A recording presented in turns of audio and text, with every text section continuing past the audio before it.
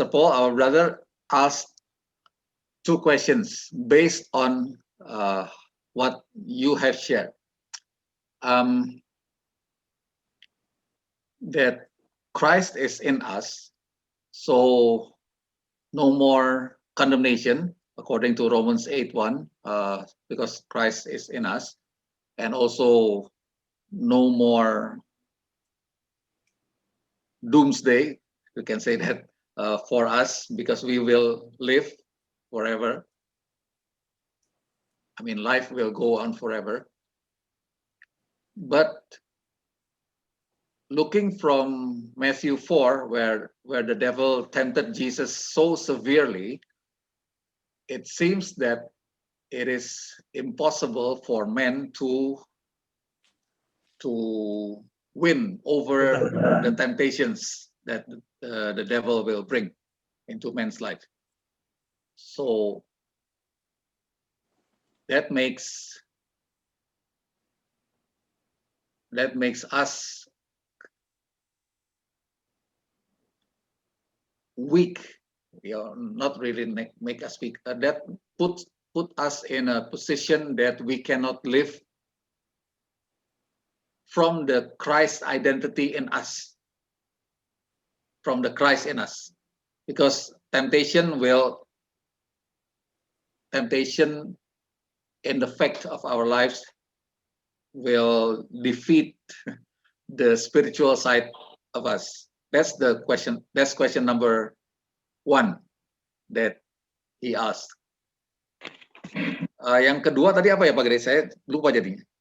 Di dalam kekinian sekarang ini orang lebih membanggakan gereja fisik. Yes.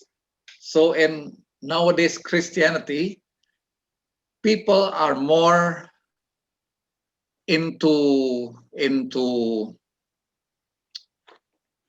membanggakan magnifying or glorifying their church building, organization or whatever, but not into developing their inner life.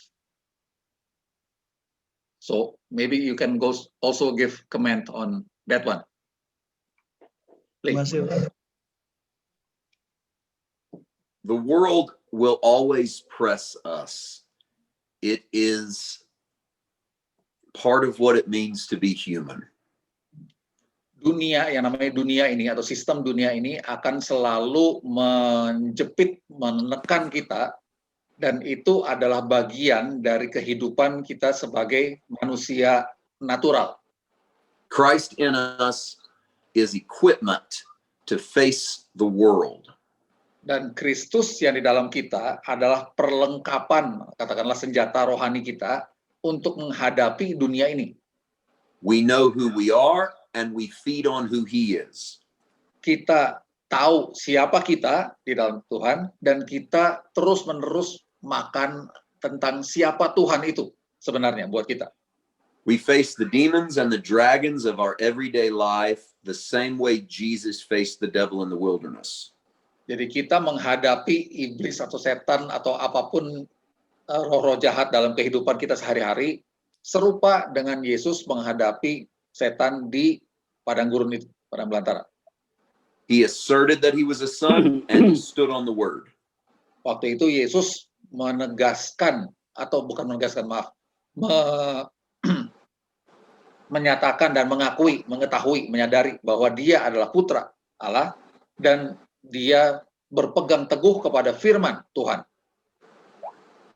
So he showed us how to face our circumstances. Jadi dari situ Yesus menunjukkan teladan kepada kita tentang bagaimana kita harus menghadapi kondisi kehidupan kita sekarang ini. But we are going to fail and we need to remember that when we are weak, he is strong.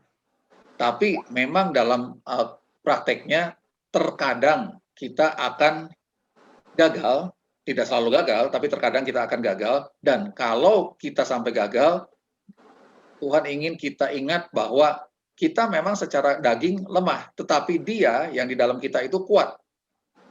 You have the equipment you need to face off with the enemy. Jadi setiap kita memiliki perlengkapan senjata rohani yang mumpuni, yang cukup untuk menghadapi musuh yang dari luar itu. And don't forget that according to John, if you sin, you have an advocate with the Father. Dan jangan pernah lupa bahwa Rasul Yohanes berkata bahwa kalau kita berbuat dosa, maka kita punya pengantara di hadapan Bapa. God put Adam and Eve in a garden. Allah menempatkan Adam dan Hawa di Taman Eden. But he gave them a tree they were not supposed to eat. Tetapi Allah juga menempatkan di situ sebuah pohon yang tidak semestinya tidak boleh mereka makan. And he let a snake live in that tree. Dan dia mengizinkan seekor ular hidup di pohon itu, di pohon terlarang itu. In other words, there are conditions in the world that make it difficult, but that doesn't mean that God has not given us a way.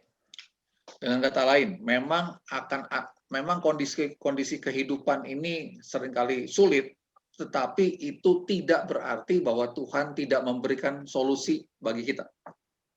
As for the church and why people seem to be more impressed with building men and buildings than they do their own soul, I would say that we have confused the purpose of the church. Tentang pertanyaan kedua dari Pak Gede yang menanyakan bahwa kenapa manusia kok jadi lebih mementingkan bangunan gereja atau organisasi daripada membangun kehidupan batiniahnya. Menurut saya karena orang Kristen salah memahami apa yang harus mereka jalani dalam kehidupan sebagai orang Kristen, katakanlah begitu. We do not exist to build buildings or ministries. We exist to build relationships. Kita ini eksis bukan untuk membangun gedung gereja atau suatu pelayanan atau organisasi, tetapi kita ada untuk membangun hubungan. Jesus is supposed to build the church. Yang harus membangun gereja itu artinya jemaat, yang harus membangun jemaat adalah Yesus. We are supposed to build up our brother. Kita ditetapkan atau diharuskan membangun saudara seiman kita. And build up ourselves on our most holy faith.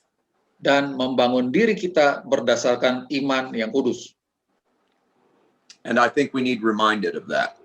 Dan saya kira kita perlu sering mengingat tentang hal ini, tentang untuk apa kita hidup.